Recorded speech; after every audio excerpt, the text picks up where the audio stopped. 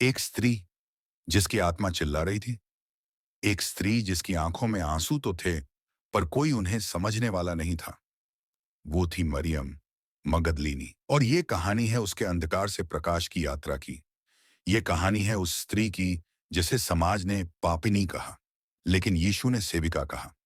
Magdala का नगर जहां कहानी शुरू हुई।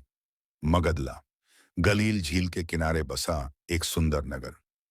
बाहरी रूप से यह नगर जितना सुंदर था, अंदर से कुछ लोगों की आत्माएं उतनी ही टूटी हुई थीं। इन्हीं में से एक थी मरियम, एक जवान स्त्री, सुंदर मगर टूटी हुई। धन हो सकता है उसके पास था, पर शांति नहीं। बाइबल बताती है, लूका 8 से 2, मरियम मगदलिनी, जिससे 7 दुष्टात्माएं निकली थीं। 7 दुष्टात्माएं। सोचिए, कैसा होगा एक इंसान के भीतर इतनी आत्मिक लड़ाई।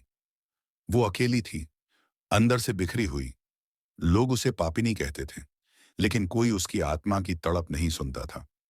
वो हंसती थी, पर वो हंसी नकली थी।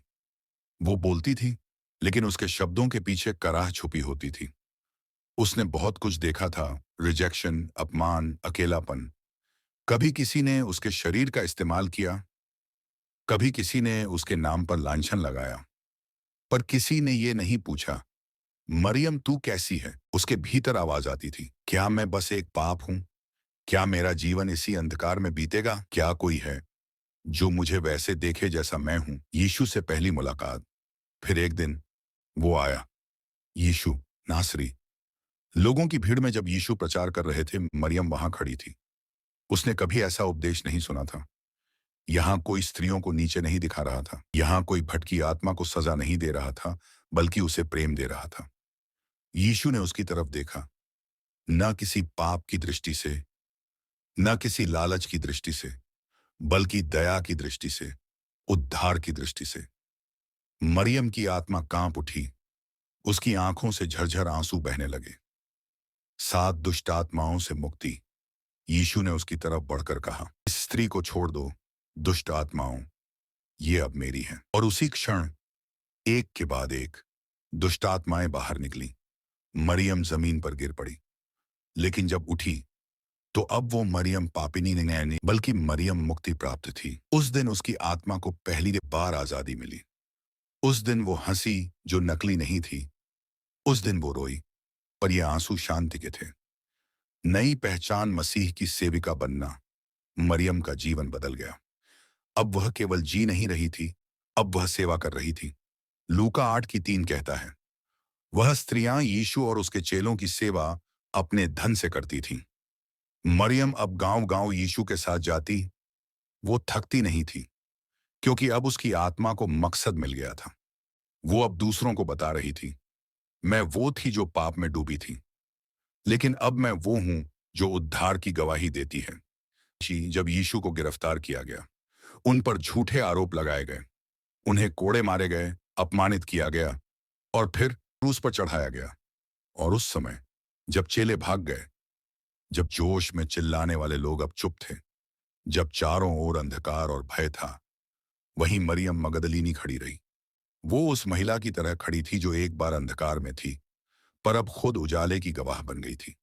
उसने देखा यीशु की हथेलियों में कीलें ठोंकी जा रही हैं। उसके दिल में तीर सी पीड़ा हुई, लेकिन उसने एक शब्द नहीं कहा। उसकी आंखें बार बार ये कह रही थीं, मैंने तुझसे जीवन पाया है प्रभु, अब तेरे दर्द में भी मैं साथ हूं। क्रूस की पीड़ा और मरियम की चुप गवाही।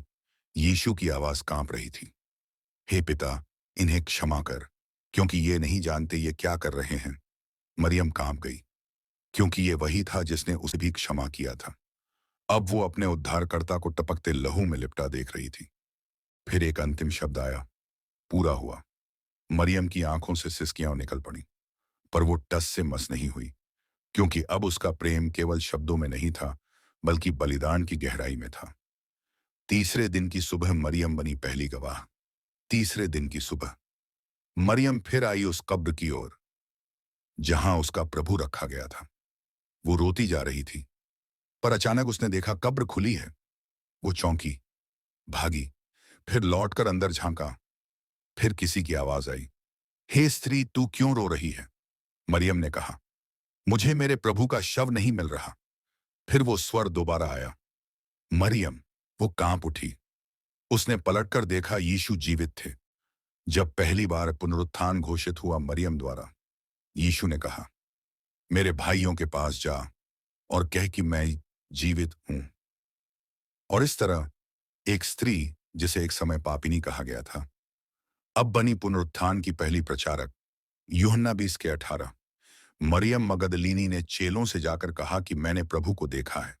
सोचिए, जिसे समाज ने हटा दिया, जिसे कोई नहीं समझ सका, उसे खुद परमेश्वर ने चुना अपने जीवित होने की गवाही देने के लिए।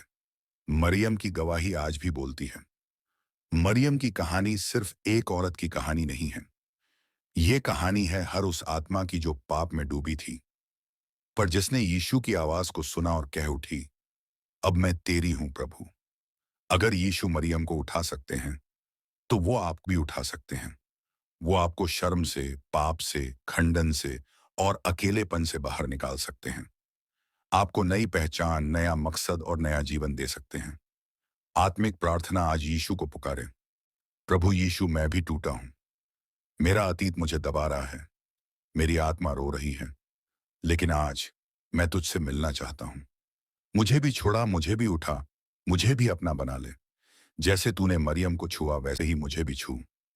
अगर इस कहानी ने आपके दिल को छुआ, तो इस वीडियो को लाइक कीजिए, किसी ऐसे व्यक्ति के साथ शेयर कीजिए जो खुद को टूटा हुआ मानता है, और नीचे कमेंट में लिखिए, यीशु ने मुझे भी छू लिया। और याद रखिए, यीशु पाप नहीं देखते, वो दिल देखते हैं। आपका अतीत कितना भी अंधकारमय हो, उनके साथ भविष्य रोशन है।